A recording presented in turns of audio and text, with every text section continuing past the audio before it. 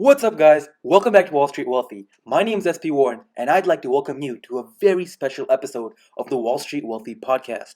This is actually the second part of episode 2, so I encourage you to go back and watch part 1 if you haven't already. This week, we brought along two guests. In part 1, we had the opportunity to interview someone who was new to the trading world. But now, in part 2, I'd like to interview someone who's a seasoned investor and is actually a veteran to the trading world. As long as I've known him, I've seen him place six-figure trades on a daily basis. So now I have the opportunity of introducing Urvish Patel, a young entrepreneur and seasoned investor. Urvish, I'd like to welcome you to the Wall Street Wealthy podcast. Would you please like to begin by introducing yourself? All right. Well, I'm a relatively experienced investor as far as investors go. I'm very young. So you're only 22, but you started trading about 10 years ago, is that correct? I started trading when I was about 13, and I was paper trading when I was 12. So I have a considerable experience backing my decision making, right? I'm not professional level, I wouldn't say that, but I am a successful retail investor. So, knowing your trading habits over the past 2 years, I know some of the smallest trades you make are starting at $10,000 and they range to six figures onwards. So, I wanted to ask you, what percentage of your portfolio do you trade on a daily basis? Well, it depends, right? Like, I would love to sit here and act like every step of the investing process is homogenous, no matter how much capital you start with. But that's just not true, right? If you start with $1 million in capital, you invest much, much differently than someone that starts with $10,000. Now, when you're young, right, like I was, and you're starting out with investing, you realize pretty quickly that you don't actually start seeing a lot of money until you have a high principal involved. Because once you get that initial capital, even small percentage fluctuations can result in quite a bit of money. So when you're young, you're trying to build that capital up, and that's when my exposure to risk was super high. I mean, there were multiple times where I would go all in on one or two options contracts, right? Like there were multiple times that I invested 100% of everything I had, and there were multiple times I lost it all. So that's not the smartest way to go about it, but I like to consider it a baptism by fire, right? Now I've kind of normalized and I've kind of balanced myself out in the sense that a lot of retail investors will tell you that 5% is the golden amount. If you strongly believe in a company, right, acquiring 5% of that company in the sense of what's going into your portfolio, like 5% of your portfolio is in that company, that's a pretty decent amount of risk to take on. It's not going to bankrupt you if it goes sideways, but it's just the right amount that even if it does go down a little bit, you can comfortably hold, right, if you're still confident in the investment. And 5% is pretty reasonable, but again, something might come along where I'm like, oh, I want to dedicate 40% of my net worth into this, right? Like if I get a business opportunity for a commercial lot or something that I know is very solid, and I do my research and I'm like, wow, this is a great price, and I think I can generate a lot of passive income from this and basically pay it off in 4 or 5 years.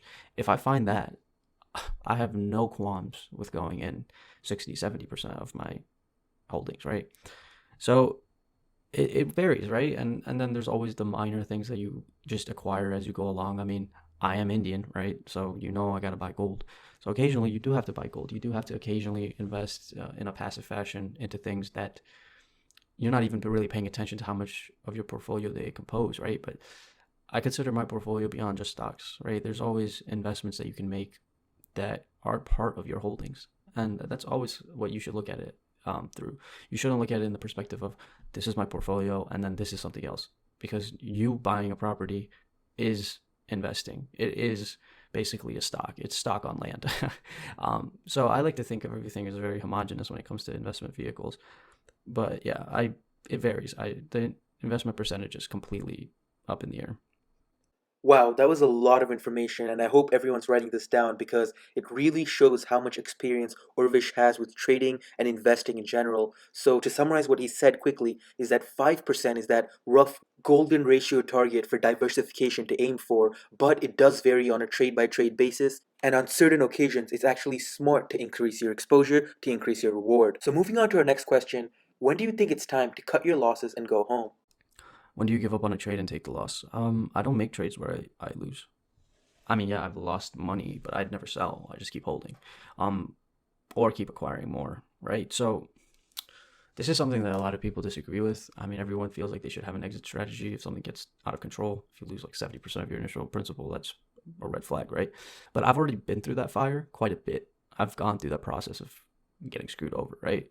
But now it's like I don't just willy nilly go all in on trades. I do my research, and solid research, man, it gives confidence. It really does inspire feelings of I'm right. Because if you do a lot of research, if you do your homework, if you make sure that your trade is backed by actual evidence, then you don't leave things up to chance in your own mind. Now, of course, the market is not a predictable thing. That's the first thing. The market is unknowable in its entirety. The goal of the investor is to take pictures, is to take snapshots of the market over time and kind of get a sense of where it's going to go next, right? So it's the shadowy figure on the wall and you're trying to trace it and it's never going to happen, but you might get a couple lines in, right? And the goal is to consistently get those lines in.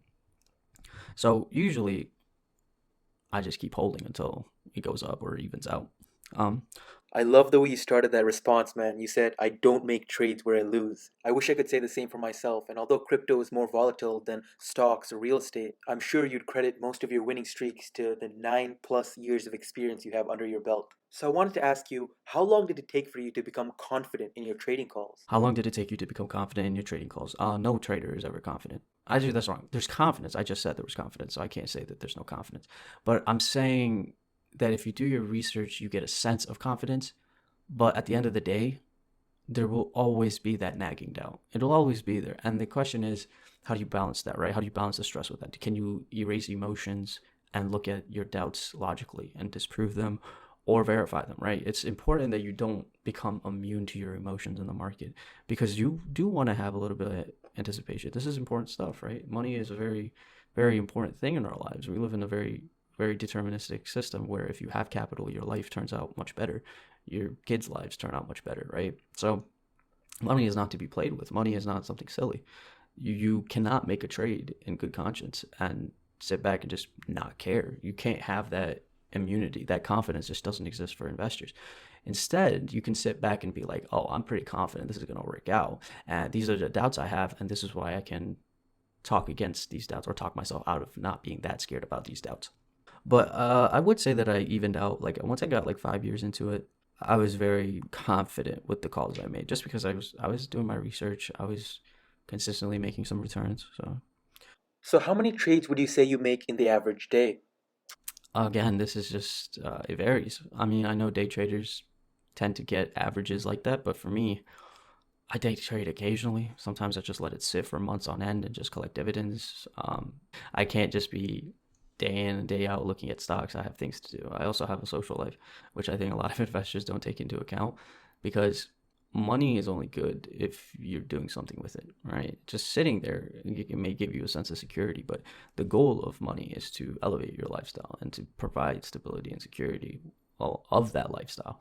So if you're just holed up in your room just trading stocks all day, I mean, that can get deeply unhealthy. That can cause a lot of problems. I mean, you might miss out on meeting your potential spouse. You might miss out on an amazing experience with your friends. Or you might miss out on a spiritual experience that just would have changed your life for the better, right? So you want to go out and you want to have fun, you want to relax. But when I'm actively day trading, two, three, maybe. But usually, I mean, there might be periods where I just make a trade a day.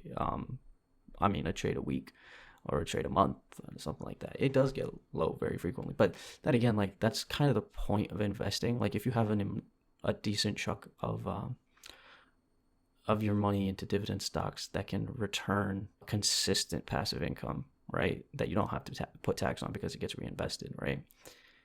That is just it's like a cheat code, right? It's when you don't want to be actively trading. You just want to casually keep a pulse on the market and consistently make money. It's not a lot, but it's enough to be like, okay, this isn't a waste, right?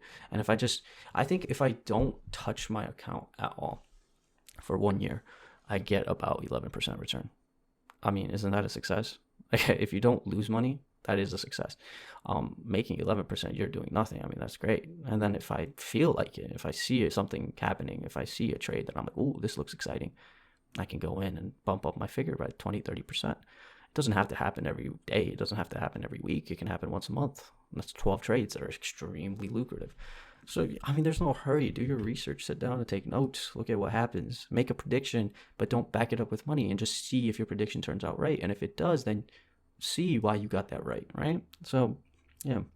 I think what you said is really important, and I want everyone to pay attention to this. There is no hurry to getting rich. What's most important is continuously making profitable trades, whether that be once a day, once a week, or once a month. The most important thing is to get educated and then make a lower quantity of higher quality trades. So, would you say you baby all your trade calls, or do you just let your trades play their course? Do you baby all your trade calls, or do you make them and let them play their course? I let them play their course, man. I let them play their course. Life is a very rolling down the hill type of thing. And you keep getting faster, it keeps getting faster, and sometimes you feel like you lose a little bit of control. But if you can just stay on your path and keep on working and keep on grinding, you will be good. You don't have to go crazy. You don't have to take on 5 jobs. You don't have to slave away all day, wasting your time, um, wasting your youth. There is a compromise, and there's a healthy compromise. And I think investors realize that very early on, because investors that go all in and just only trade and nothing else, they're not happy people, man. They're just not. It's very difficult to achieve a state of happiness with all of these numbers and these figures and these news headlines. I mean, I feel like, first, I feel like I'm saying I mean a lot, but I'm trying to be genuine with my thought process, and sometimes I have to have filler transition words in there. Life with investing can be really good, but investing does not make life good. You know what I'm saying? Like, investing gives you some things that you can use to make your life better. I mean, like, for example, let's say person A goes out and is able to generate $10,000 in income after tax with his investing over a year. He's like a professional, like 25-year-olds or something. That $10,000 is, I mean, that could be really good. He could go and get his parents something nice, or he could get some workout equipment for himself, better himself. He could eat healthier because it tends to be more expensive, but he can eat healthier, get his health right. He could invest in education. He could buy books. There's a lot he could do with that money that makes his life better, and it doesn't have to be stuff that is productive. He could get a really comfortable set of pillows. He could change the sheets on his bed and just make his life better, right? And that is very productive. But he could also, for some reason, become a meth head and just buy tons of meth, which is an extreme example, but it could happen. And then all of a sudden, that $10,000 that you earned, that just became the worst thing that you ever did for your life. So it's not the money that makes your life better. It's the opportunity. It's the agency that money gives you. So you don't have to baby the calls, because if you baby the calls, if you baby your trades, if you spend all the time worrying and stressing about it, you're counterintuitively ruining your life. You are wasting away and making yourself hurt and suffer when you should be calm, collected, and getting something out of this experience that can make your life better. If you shouldn't be investing only to work all day and all night, it's just not the good move, man. It really isn't. Man, I feel like I have so much to learn from you as well, since I often see myself babying the trade calls and then often getting stressed about it. I can't thank you enough, man, for your time and for being on the podcast with us today. I'm sure a lot of our community will be listening in and learning so much about trading and also life lessons in general that you were able to share today. Do you have any closing thoughts? I hope this has been productive for people to listen to. I hope I gave some good insight into how I trade, my philosophy with investing, and I hope you guys like it. Well, do. Once again, everyone, that was Urvish Patel, who's been trading for over 9 years and has a background in business and entrepreneurship. I'd like to thank him for his time, and I'd like to thank you for tuning in to the second episode of the Wall Street Wealthy podcast. On this episode, we actually interviewed two people, one who was a beginner and the second who was a seasoned trading expert. So, thank you so much for tuning in, and I'll see you next time on Wall Street Wealthy.